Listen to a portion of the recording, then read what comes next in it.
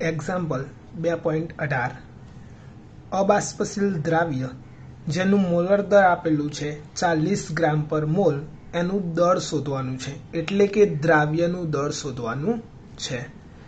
જેને 114 ગ્રામ ઓક્ટેનમાં ઓગાળવામાં આવે તો બાષ્પ દબાણ 80% જેટલું ઘટી જાય. વિદ્યાર્થી મિત્રો, આપણે જે શોધવાનું છે એ પહેલા લખી દઈએ છીએ અહીંયા. હવે આપણને અજ્ઞાત દ્રાવ્ય કીધું છે. કેમ?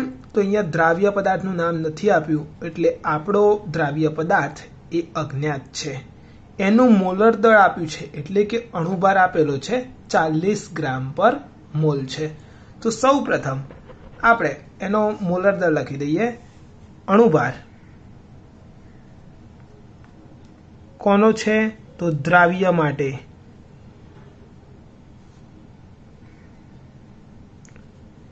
હવે અણુભાર છે અને દ્રાવ્યનો છે. દ્રાવ્ય હોય તો 2 લખવું પડશે, એટલે કે M2 બરાબર 40 ગ્રામ પર મોલ છે. હવે એના પછી દ્રાવ્યનું દળ શોધવાનું છે. અહીંયા કીધું છે કે દ્રાવ્યનું દળ ગણો, તો પછી એ શોધવાનું છે. તો દ્રાવ્યનું દળ બરાબર એને W2 કહેવાય, તો એ શોધવાનું છે. બરાબર. હવે દ્રાવકનું વજન, દ્રાવક કયું છે? તો અહીંયા ઓક્ટેન એ દ્રાવક છે. દ્રાવકનું વજન, દ્રાવકનું વજન દ્રાવક છે એટલે કે 1 લખાશે. તો W1 બરાબર 114 ગ્રામ, જે અહીંયા આપણને રકમમાં આપેલું છે. દ્રાવક તરીકે કોણ છે? તો આપણો દ્રાવક પદાર્થ એ ઓક્ટેન છે, અને ઓક્ટેન એનું અણુસૂત્ર C8H18 છે. બરાબર. અહીંયા લખી દઉં છું કે દ્રાવક અહીંયા ઓક્ટેન છે. બરાબર. હવે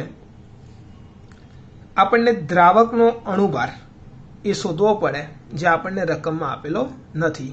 પરંતુ અણુભાર તમે માગી શકો છો. અહીંયા હું લખી દઉં છું કે દ્રાવકનો અણુભાર એટલે કે આણ્વીય દળ M1 બરાબર અણુભાર છે 114 ગ્રામ પર મોલ. વિદ્યાર્થી મિત્રો, હવે તમારે ખાસ ધ્યાન રાખવું પડશે કે અહીંયા દ્રાવકનું વજન એટલે કે ઓક્ટેનનું વજન એ પણ 114 ગ્રામ છે, અને દ્રાવકનો અણુભાર M1 એ પણ 114 ગ્રામ પર મોલ છે. એટલે કે બંને 114 હોવાથી તમારે અહીંયા થોડીક સાવચેતી રાખવી પડશે. ઓકે. હવે આપણને રકમમાં કીધું છે કે બાષ્પ દબાણ 80% જેટલું ઘટે છે. હવે 80% જેટલું ઘટે છે તો એના માટે એક પદ મેળવવું પડશે. તો સૌ પ્રથમ આપણે શુદ્ધ ઓક્ટેન એટલે કે શુદ્ધ જે દ્રાવક છે એનું બાષ્પ દબાણ, શુદ્ધ દ્રાવક ઓક્ટેન છે, તો ઓક્ટેનનું બાષ્પ દબાણ બરાબર P01 લઈએ છીએ આપણે, તો P01 લેતા. બરાબર. હવે દ્રાવણનું બાષ્પ દબાણ, જે અહીંયા કેટલું બતાવે છે? દ્રાવણનું બાષ્પ દબાણ એને આપણે P1 તરીકે લખી શકાય. બરાબર. હવે અહીંયા વિદ્યાર્થી મિત્રો, આપણે P1 એ દ્રાવણનું બાષ્પ દબાણ લખી શકીએ છીએ, પરંતુ P1 બરાબર આપણે અહીંયા એવું સમજવાનું છે કે 80% જેટલું ઘટે છે, એટલે કે બાષ્પ દબાણમાં 80% જેટલો ઘટાડો થાય છે. કોનાથી 80%? તો દ્રાવક કરતા 80%, કેમ કે એને ઓક્ટેનમાં ઓગાળવામાં આવે છે અને પછી 80% ઘટે છે.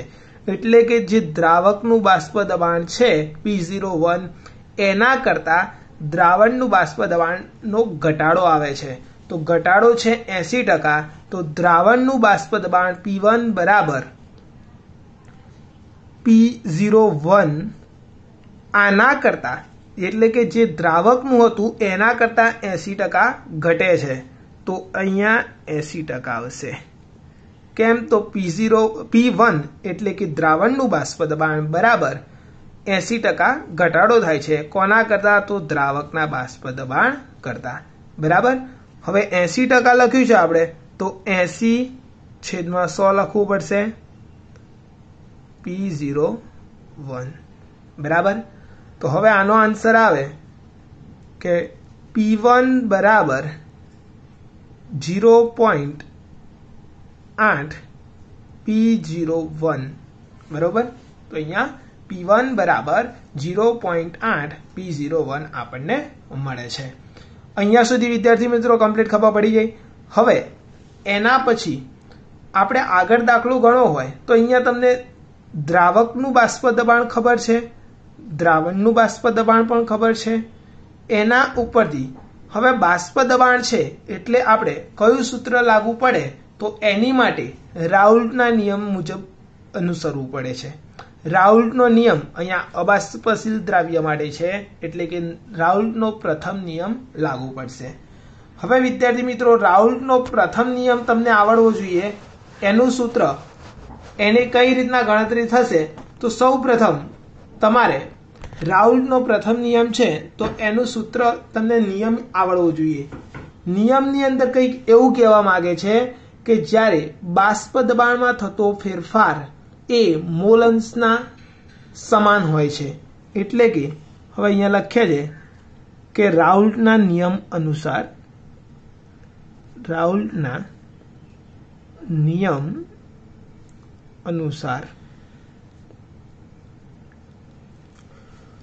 રાઉલ્ટનો નિયમ કંઈક આવું કહે છે કે P01 માઇનસ P1 છેદમાં P01 બરાબર x2. એટલે કે જ્યારે બાષ્પ દબાણમાં થતો ફેરફાર એ x2 છે, 2 એટલે કે દ્રાવ્ય, તો દ્રાવ્યના મોલ અંશના સમાન હોય છે. એટલા માટે હવે અહીંયા x2 ની જગ્યાએ મોલ અંશ, દ્રાવ્યના મોલ અંશનું સૂત્ર લખવું પડશે. તો માટે P01 માઇનસ P1 છેદમાં અહીંયા પણ P01 બરાબર x2 એટલે કે દ્રાવ્યના મોલ અંશ. દ્રાવ્યના મોલ અંશનું સૂત્ર છે કે દ્રાવ્યના મોલ છેદમાં દ્રાવણના કુલ મોલ એટલે કે N1 વત્તા N2. બરાબર. હવે માટે P01 એ એમને એમ રહેશે માઇનસ P1 જે આપણે રકમ શોધી છે, અહીંયા જે આપણને અહીંયા આન્સર મળે તો P1 બરાબર 0.8 P01. તો અહીંયા લખી દઈશું 0.8 P01 છેદમાં P01 બરાબર. એના બરાબર હવે અહીંયા N2 છે. N2 એટલે કે દ્રાવ્યના મોલ. મોલનું સૂત્ર કયું છે? તો મોલ બરાબર વજન ભાગ્યા અણુભાર. તો હવે દ્રાવ્યના મોલ છે તો એનું સૂત્ર લખવું પડશે અહીંયા વજન એટલે કે W અને દ્રાવ્ય માટે તો 2 છેદમાં અણુભાર એટલે કે M2 છેદમાં. હવે અહીંયા દ્રાવક માટે તો W1 છેદમાં M1 વત્તા હવે દ્રાવ્ય માટે તો W2 છેદમાં M2. બરાબર. હવે વિદ્યાર્થી મિત્રો આનું સાદુરૂપ આપવું હોય તો એની માટે સૌ પ્રથમ અહીંયા આ બંનેની બાદબાકી કરી દઈએ. અહીંયા P01 છે એટલે કે આગળ કોઈ પણ અંક નથી તો અહીંયા સગુણક ન હોવાથી અહીંયા આપણે 1 લખી શકીએ અથવા તો 1 હોઈ જ શકે. તો 1 માઇનસ 0.8 એટલે કે 0.2 થશે. તો માટે 0.2 અહીંયા શું આવશે કે જ્યારે P01 માઇનસ 0.8 P01 એટલે કે અહીંયા પણ P01 હશે છેદમાં P01 બરાબર W2 એટલે કે દ્રાવ્યનું વજન છે. દ્રાવ્યનું વજન એ આપણને શોધવાનું છે જે આપેલું નથી. બરાબર? તો W2 શોધવાનું છે.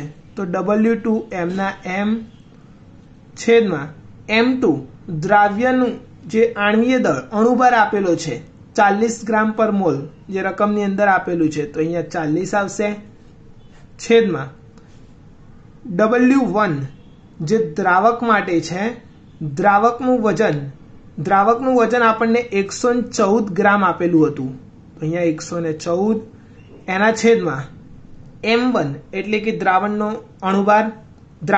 અણુભાર M1 છે એટલે કે એ દ્રાવક એટલે કે ઓક્ટેનનો અણુભાર એ પણ 114 વત્તા W2 જે ઉપર હતું M ના M તો W2 છેદમાં M2 તો અહીંયા પણ શોધ્યું કે 40 તો એ પણ M ના M. બરાબર? હવે અહીંયા P01 છેદમાં P01 તો બંને કેન્સલ થઈ જશે. બરાબર? તો માટે 0.2 બરાબર હવે અહીંયા પણ જોઈ લો કે 114 છેદમાં 114 છે એટલે આ પણ કેન્સલ થઈ જશે. બરાબર?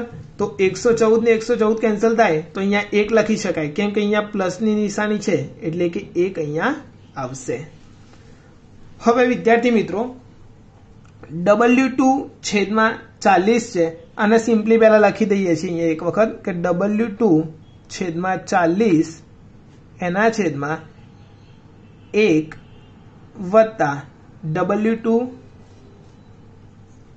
છેદમાં 40. બરાબર?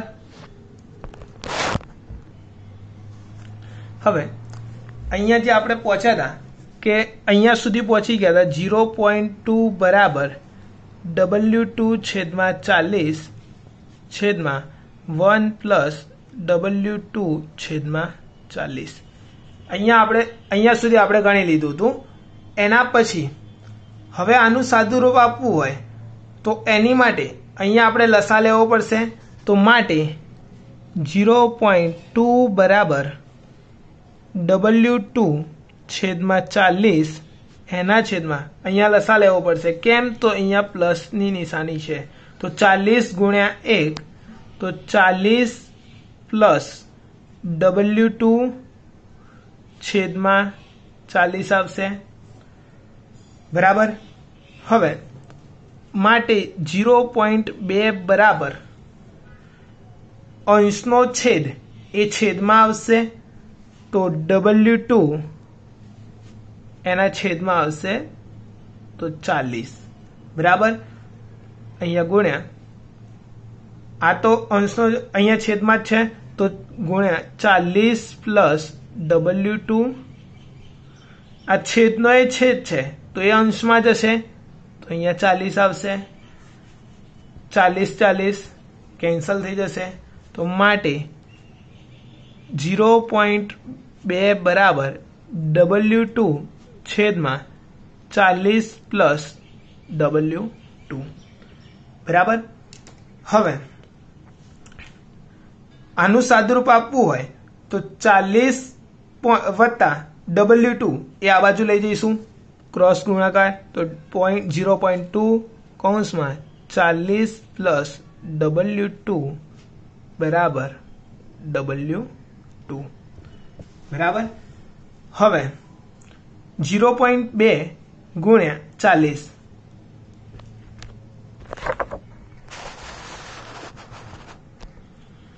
0.2 ગુણ્યા 40 તો આનો આન્સર 8 પ્લસની નિશાની છે તો પ્લસ 0.2 ગુણ્યા W2 તો 0.2 into W2 is equal to W2. બરાબર? હવે 8 આ પ્લસ 0.2 W2 છે એ બરાબરની પેલી સાઈડ લઈ જઈએ તો માઇનસ થઈ જશે તો બરાબર W2 માઇનસ 0.2 W2. બરાબર. તો માટે 8 બરાબર W2 માઇનસ 0.W2 0.2. હવે અહીંયા વિદ્યાર્થી મિત્રો ખાસ તમે ધ્યાન રાખો કે જ્યારે એકમાંથી 0.2 જશે તો 0.8 વધે, તો 0.8 ગુણ્યા W2. તો માટે W2 બરાબર 8 છેદમાં 0.8. તો માટે W2 બરાબર 10 ગ્રામ, જે આપણને ફાઇનલ આન્સર મળે છે.